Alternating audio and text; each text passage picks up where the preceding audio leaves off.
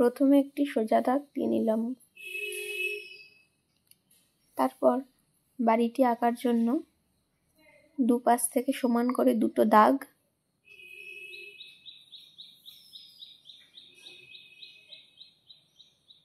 দিয়ে মাঝখান থেকে আরেকটি দাগ দিয়ে দুপাশ থেকে দুটো দাগ বের করে আবার সেই দাগটাকে লাগিয়ে দিলাম। ঠিক নিচে আবার এক তলাকে দেখানোর জন্য একইভাবে আরেকটা দাগ দিয়ে সেই তলাটা দেখিয়ে দিলাম।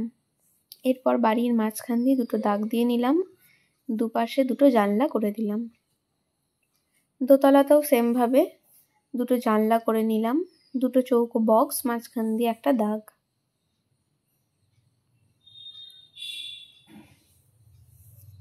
এরপর তিনতলায় একটা চিলে কোঠা করার জন্য মাঝে একটা দাগ দিয়ে ঠিক মিডিল পজিশন থেকে এ লেখার মতো দুটো দাগ দিয়ে নিলাম। দুটো দাগকে সমান করে লাগিয়ে দিলাম, মাঝে একটা জানলা দিয়ে দিলাম। এরপর ছাদের রেলিং করার জন্য দুটো সমান দাগ দেওয়া হলো, কিছুটা সমান দূরত্বে দাগ ডবল করে দাগ দেওয়া হলো। এরপর বাদবাকি যেই দাগগুলোকে ক্রস দেওয়া হলো সেইগুলো তোমরা মুছে দেবে। একতলায় দরজা করার জন্য দুটো দাগ দিয়ে নিলাম এবং দরজার একটি বিন্দু নিয়ে নিলাম। এরপর পিছনের দিগন্তের কিছু গাছ করে নিলাম। বাড়ির পাশে থাকা দুই একটা গাছ করার জন্য গাছের ডাল করার পরে গাছের আকৃতি দিয়ে নিলাম। ডান পাশেও সেমভাবে আর একটা গাছ করে নেব।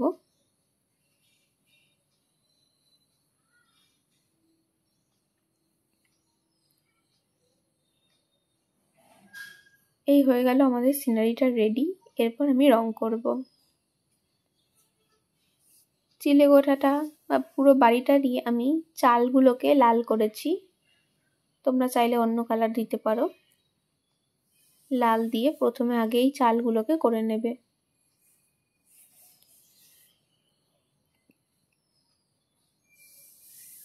একতলা চালটাও করে নিলাম আমি লাল দিয়েই। এরপর রেলিংটাও আমি লাল দিয়ে করলাম, তোমরা চাইলে অন্য কালার দিতেই পারো।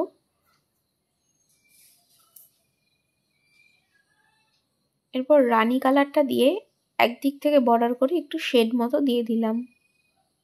একটা কালার যেহেতু একটু ভাল লাগছিল না, ওই জন্য রানী কালার দিয়ে আমি আরেকটু দিয়ে নিলাম।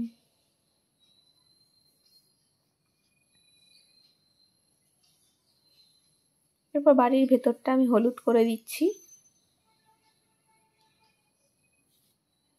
জানলাগুলোও হলুদ করে নিলাম। জানলার ভেতরের অংশটা অর্থাৎ যেখানে বাড়ির রংটা দেখা যাচ্ছে সেই জায়গাটায় আমি হলুদ করলাম। নিচের তলাটাও সেম জিনিস করে নিলাম।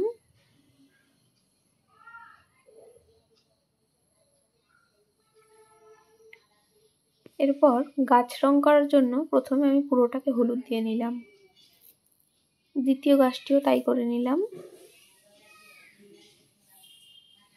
এবং দিগন্তে থাকা গাছগুলিও হালকা করে হলুদটা দিয়ে দিলাম। এরপর গাছ করার জন্য নিচ দিকটা হালকা সবুজ দিয়ে বর্ডার করে নিচ থেকে ওপরের দিকে টানবে, যেন ওপরের পুরোটা হলুদ ঢেকে না যায়। সবসময় বাঁ দিক থেকে বা কোণা থেকে ডান কোণায় যাওয়ার চেষ্টা করবে।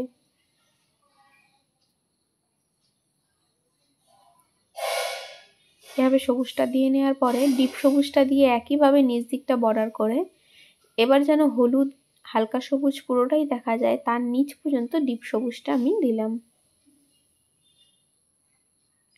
এবার দূরের গাছগুলোতে হলুদের ওপর একটু ডিপ সবুজটা দিয়ে নিলাম।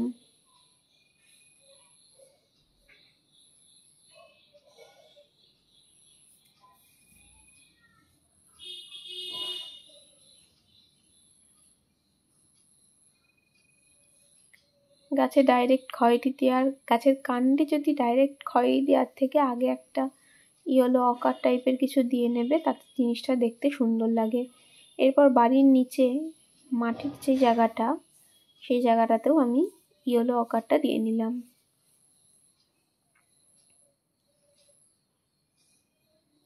এরপর গাছের গুঁড়িতে ইয়েলো অকারের পরে খয়েরি কালারটা এক পাশ থেকে দিলাম। পুরো পাশেই একরকম ভাবে দিয়ে দেবে না, এক পাশে একটু হলুদ দেখা যাবে। এরপর বাড়ির জানলা দরজার পাল্লাগুলোকে আকাশি করে নিলাম।